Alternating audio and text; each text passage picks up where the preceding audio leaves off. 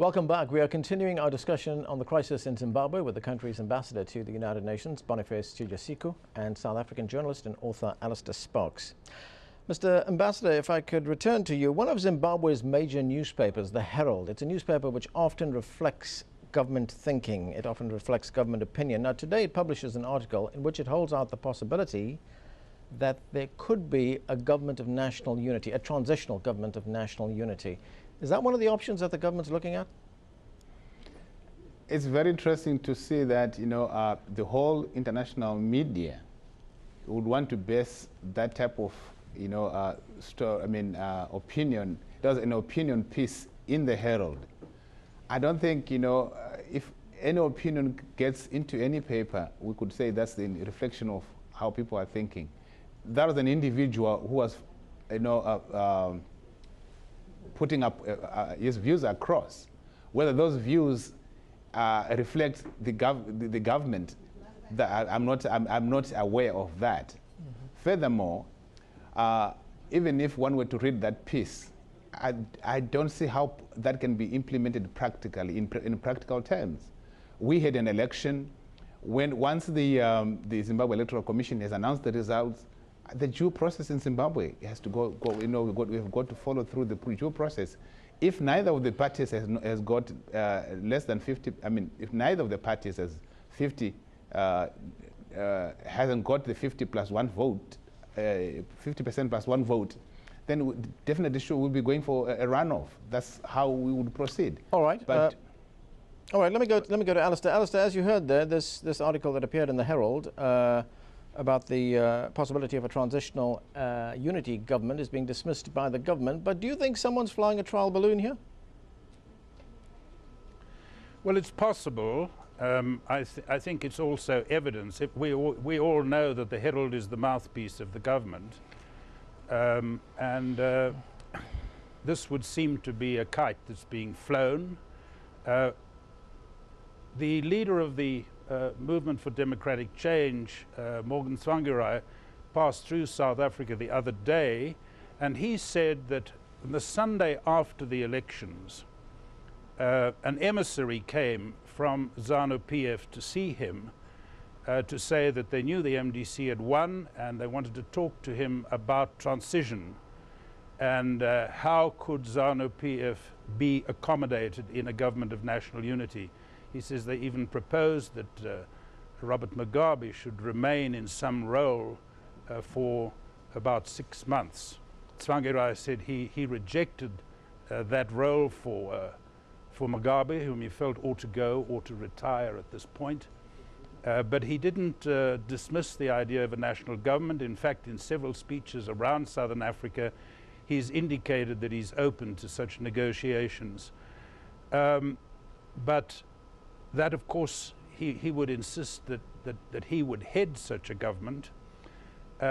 He does say further, or in his interview here in South Africa, he said that following that the arrival of that emissary on the Sunday, the military chiefs, he didn't name them, but I think I could name them, certainly. One knows who the hawks are there. They backtracked on that and declared it unacceptable, and then the ZANU-PF called an urgent Politburo meeting, that is the core policy-making body of the ruling party. They in fact had 2 emergency meetings, and it was after that this whole process of recounting 23 constituencies began. That was pretty well a week after the election. And so, the ambassador, I'm afraid, is just not correct when he indicates that all of these things happened within the time limits prescribed by the Electoral Act, which is, the Electoral Act is perfectly visible and readable and available to anybody who wants to take the trouble to read it. Okay, let's get a call in. Ricky from South Africa, go ahead with your question. Hi. I find it unacceptable that you could contest an election before the election results have been made clear. So the ZANU-PF started off by contesting something that they lost, which wasn't actually released. I'm sure the ambassador will tell you whatever nonsense he's going to tell you. The ZANU-PF have killed tens of thousands of their own people in their time in Zimbabwe. What legally in Zimbabwe allows them to contest an election before the election results have been released? They are currently contesting 23 votes, 23 areas. How can they contest that? They don't know the results. They're a political party. The results haven't been released. Mr. Ambassador? You know, judging from the accent of the speaker, I think he is very ignorant of this, what is happening in Zimbabwe. The results for parliamentary and the Senate were announced.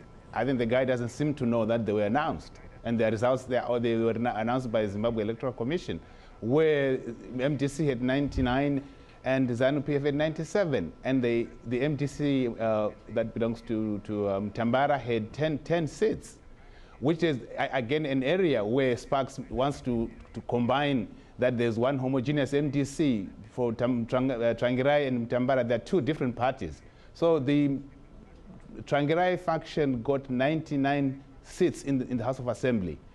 The complaints were lodged within the 48 hours that are required by the Constitution of Zimbabwe, not 24 hours as Alistair would want to proclaim. I don't know what constitution he's been reading.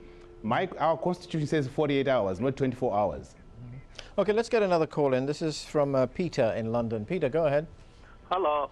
I just want to ask the ambassador if he can explain the chairman of the ZEC.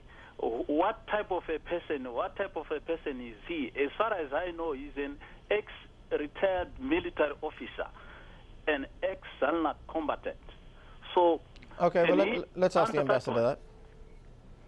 Yes, the chairman of Zimbabwe Electoral Commission left his studies in 1975 when he was doing law at the University of Rhodesia, and decided to go and fight the Rhodesians. And he was he fought for the liberation of Zimbabwe for 5 years. He was in the bush fighting for the liberation of Zimbabwe. When he came back from the war, he went to college and completed his law studies. He did his law studies and he worked in the army. And he was made judge based on his qualifications. So why would one want to dismiss him? He is a genuine Zimbabwean, a liberation fighter, somebody who fought for the country, and he knows what it means to fight for Zimbabwe. All right, thank you, Mr. Ambassador. Alistair, you know, while we're talking about this dispute in Zimbabwe, there is another drama which is unfolding on the sidelines of this crisis, and that is a shipment of arms that was destined for Zimbabwe. It's aboard a Chinese vessel, and that vessel is now floating somewhere off the east coast of South Africa. What's the latest on that? Well, the last I heard from the port captain of Cape Town was that it was 50 miles offshore, 50 nautical miles offshore of Cape Town, heading in an eastward direction. The assumption is that it's returning to China. That's about all we know at this point. But the ship did dock in Durban Harbour with 77 tons of small arms, weapons, mostly ammunition for rifles, machine guns, and AK-47 automatic rifles, and rockets.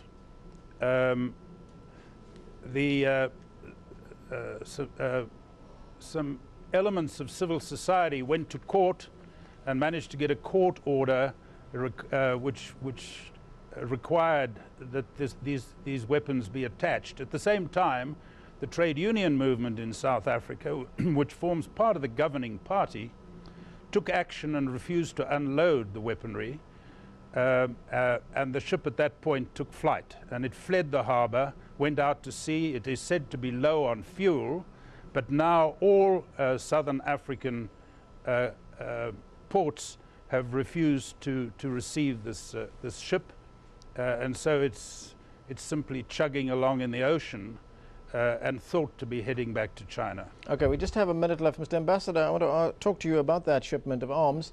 Is the Zimbabwean government not concerned about the fact that those arms are not going to be delivered, it seems? And also, even your neighbor to the north of you, Zambia, the leader there, is calling on China to do something, in his words, more constructive and not deliver arms to Zimbabwe. The whole thing is unfortunate, really. The government of Zimbabwe has a right to import any arms that it requires for its own defense. And it is within our sovereign right to do that.